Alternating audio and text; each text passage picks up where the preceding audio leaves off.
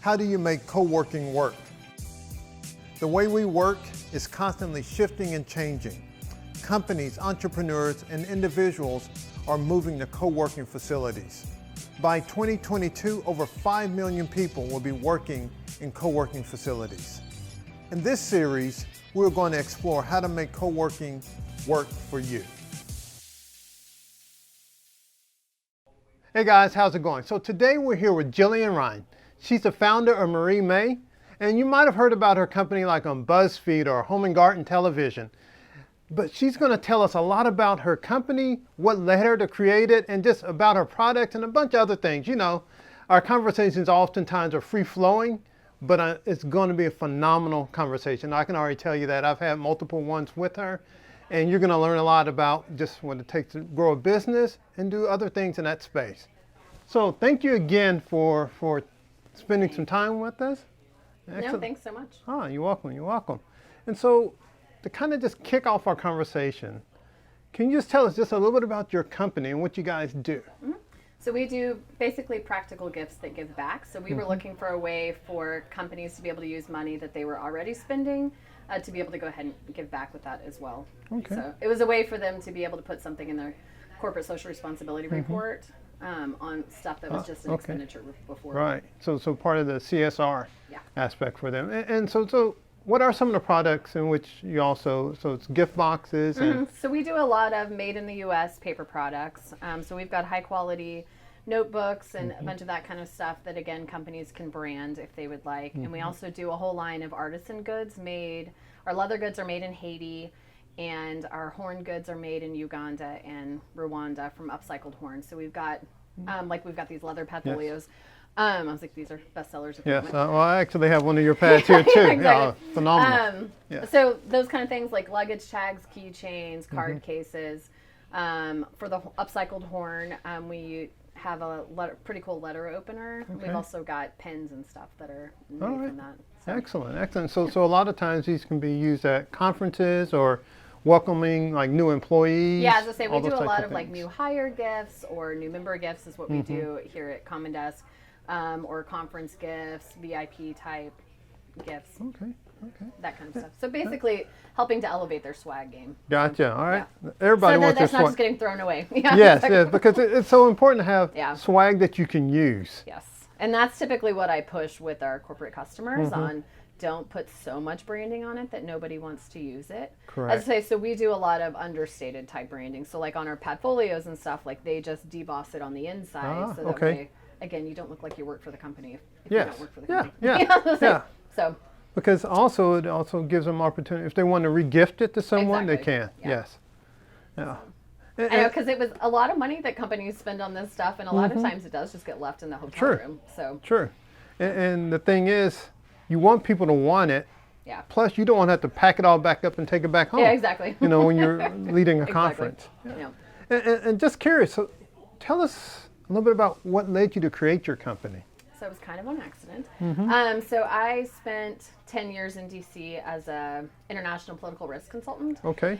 And so I was helping big Fortune 100 companies actually do business in Africa on, again, how do you do business well? How do you play nicely? Like, how are you a good corporate actor? Yes. And so a big part of that was trying to hire local businesses, source locally, and that kind of stuff.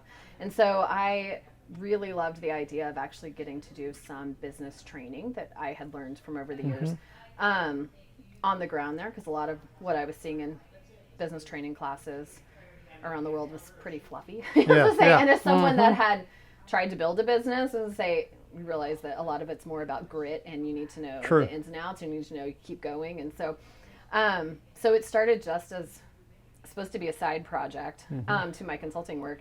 And so I started it, launched it. Within 3 weeks, it was ridiculous. Wow. So did that, and then I wanted something that was scalable. So we did paper products to begin with, and then for every product we sell, we provide an hour of business school for one person in our schools around the world. Sweet. So your side project turned into full-time, full-time gig now. Yeah. So it took a while, as I say, in our first. Like, I kind of just dabbled in it because I was an econ and international business major. Yes. I was like, I did not know how to create products. And so I kind of just dabbled in it for a while, and then we had our first big customer come to us, and they're like, "We'd like you to produce 200,000 boxes of stationery." And it's like, "Oh, all right." Literally Googling how to mass produce. Yes. So that was when I realized, okay, that we were actually getting a lot of people coming to us, and we actually had something there. So, So now we built it up, and so now it's Jasmine and I here, and then we've got somebody in New York that helps with corporate sales, and then we also have our PR team that's out in San Francisco. Nice. So and East Coast, West Coast. Yeah. Yes. Yeah.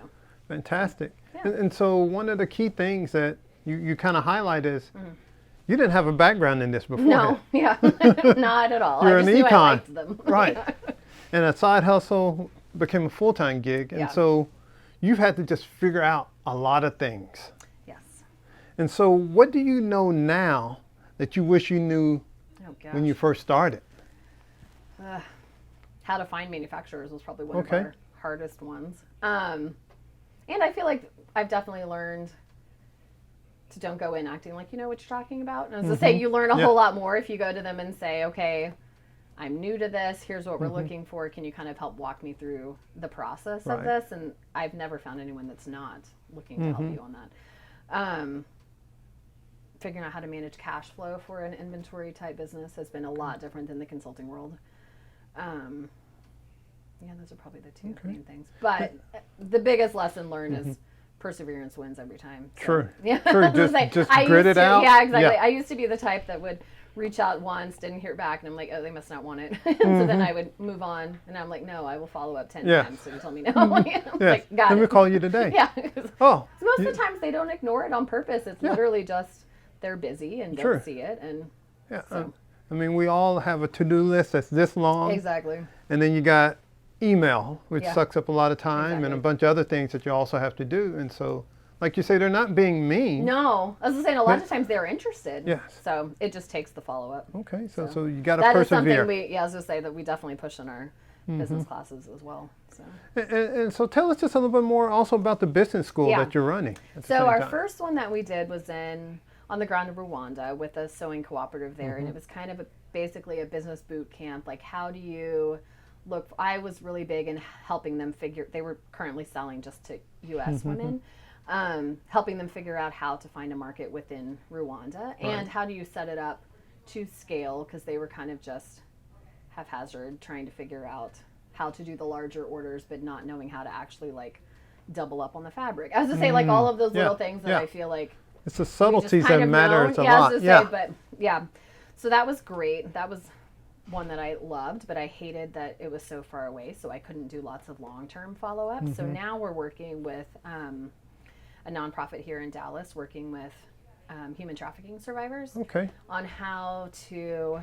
So I partnered with them on some of their classes on how do you go to job interviews, how do you put together a resume when you don't have any legit work experience. How do you actually search for a job? How do you deal with, like, once you do find the job, how do you deal with workplace conflict and that type of stuff? And so we're also in the works at the moment of starting up entrepreneurship classes. There was just a lot of stuff that we need to do to set the stage with their people before we go. I was like, I don't want to throw them in the deep end of entrepreneurship. And there's a thing, there are a ton of books on entrepreneurship, but there's so many like just subtle things. That you learn. Mindset too. Yeah. True. Again, mindset, grit. Yep. That'll get you a long ways. Yeah, exactly. Well, and I used to be super risk averse. I still kind of am, but now I've figured out you just stop overthinking it and do it. Just do it, right? You'll figure out quickly whether or not you should be doing it. Yes. Yeah. So. And the other part is, most of us, we're not doing heart surgery. Exactly. Like, it's a notebook. Come on. If you mess it up, it's not that bad. Yeah. It's like, oh, there are no lines on this page. Exactly. So this is a free form writing notebook here that they have. Yeah, exactly. Excellent. And so you've learned a lot over the years. You have the part where you're giving back to the community. And what would you say also, when you look at yourself, how have you grown as a leader? Or the way that you lead yourself and leading others. Yeah. It's hard. As I say, I had a leadership position at my last job, but it's a whole new ball game when you are also still in the entrepreneur side. I was going to say, so when you're wearing all of those hats, trying to figure out how to also remember to actually lead and not be the crazy entrepreneur. Yes, yeah. As I say, so I do feel like I find it harder in this role to be able to juggle both. Right. But again, I feel like as long as you're open and honest, like that typically gets you there. As I say, again, don't act like you know. Right. Because we don't know. No. As I say, basically, if you just admit you don't know, you guys can figure it out. So exactly. You can find it on YouTube somewhere. Yeah, exactly. And so with that being said, and just figuring it out, what advice would you give other women or entrepreneurs or anyone in general that's thinking about, hey, you know what? I want to start a business doing X. I've always been excited about doing whatever it is. Yeah. What advice would you give them?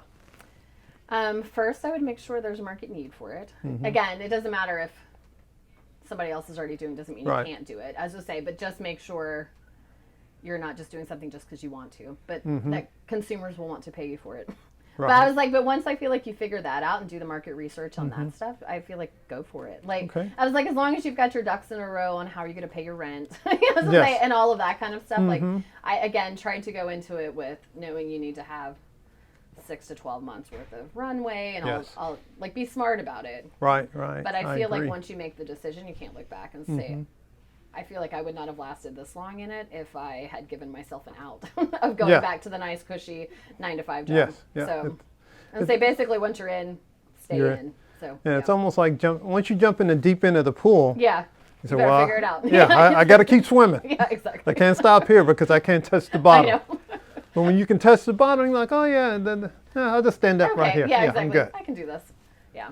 No, and that's what I was like. I always tell Jasmine now. I'm like, I was like, I didn't go broke now to stop here. I was like, you will keep going. Yes. This will work out in the end. So no, but it's good. I say we've gotten a ton of traction lately, which has been amazing. As I say, on the press front and the corporate client front. So it's good. We're definitely still a startup, but it's a fun ride. It is a fun ride. As I say now, like I said, it's not even appealing to actually go back to the boring 9 to 5. It's like, is that part of that I know. life? No, I don't want to go back there now. I can't. Yeah. I'll take the being broke while you're while you're building it up. It's more fun. Exactly. Yes. And so this is co-working with Mel, right? And so talk a lot about working at a co-working facilities. It was fantastic, especially when I first started and had no idea. I didn't know how to meet product photographers, I didn't know any graphic designers. Again, I had I had just moved back here from DC, and so all of my professional contacts were, one, on the East Coast, but two, also were in completely different jobs. Like they were not creative freelancers at all. Yeah. So that was fantastic, being able, especially down in the Deep Ellum Common Desk one, I was to say there were a ton of photographers there, graphic designers there, and basically helped me figure all of that stuff out, so how to get a website up and running. So that was fantastic. And now that we're out here, we've actually gotten a lot of our customers from out here, which again was kind of and here I didn't even think about it. And here it's for those of you watching, Plano, Texas. Yes. Yeah. So we're at the Common Desk location here in Plano. Yep. As I say, we're here. There's a lot more of established businesses versus as many freelancers. That was in the downtown Dallas one. Yeah. So no, we've actually gotten a lot of our corporate customers have come from here, or at least connections have come from here. But originally, the whole reason I joined a co-working space was I had been working out of coffee shops. Yes. But I was like, I think what you and I were talking about before, like that's just not, especially when I was out selling to companies, like it made me feel like a fraud. Like I was like, I cannot be out selling to the GEs of the world. As I say, while I'm sitting here looking at myself working at a coffee shop. Right. So it just helped a lot with, again, keeping the right mindset that I needed. Sure. And for me, it helped break out the work time and home time, as I say, because, as an entrepreneur, you're constantly working. But it does help a little bit to have a place to go away from your house. Correct. And you can be more creative. Yeah. You meet a lot more folks. Exactly. And I agree with you. You can say, hey, this is the office. Yeah. When I get home, I'm home. Yeah. Yep. And like even for myself, I say, I need to go work on some things. I'll hop in the car and drive drive here. Exactly. I'm only like 3 miles from here, so it's like, hey, no problem. Yeah, exactly. Excellent. No, it helps helps a lot. Fantastic. And so just final comments, any last words of advice would you give to those, to our audience out there? Mine is always just keep going. Okay. I was going to say, again, don't give up. I was going to say, it really, somebody had told me before, they're like, you don't have to be the smartest one in the room. You just have to be the one that keeps going. Yes. Like, yes. I can do that. I was gonna say, so that's always been my favorite piece of advice from an entrepreneur. So. Excellent. Just keep going, keep running, don't give up. Yep. Yeah. When you find a wall, figure out a way to scale it. Like, there's always a way to figure it out. So. And also, if people want to contact you, what are some of the best ways that they can reach you? Email's typically the best, as I say, which is Jillian@mariemae.com. We're heavily on Instagram, which is @Marie Mae Company. Okay. And I'm also on LinkedIn as well. On LinkedIn? Okay. Yep. So we'll show all of those down below in the comments. Okay. All right. So appreciate it. Thank All right. you. Thank you. Thank you again. And guys, thanks again for watching. I hope you enjoyed the conversation today. Really encourage you to reach out, connect with her on LinkedIn, on Instagram, order some products for your company. Phenomenal products too. I mean, just very, very high quality. And again, thanks again, guys, for watching today. Thanks. Have a good one. Hey guys, how's it going? So I hope you enjoyed the conversation today with Jillian Ryan, because I know I did. And today we learned a little bit about how your side projects, guess what, can turn into a full-time gig, a full-time company. Also the importance of giving back and just having grit. So again, continue to follow us here on YouTube, and thanks again for watching. Bye-bye.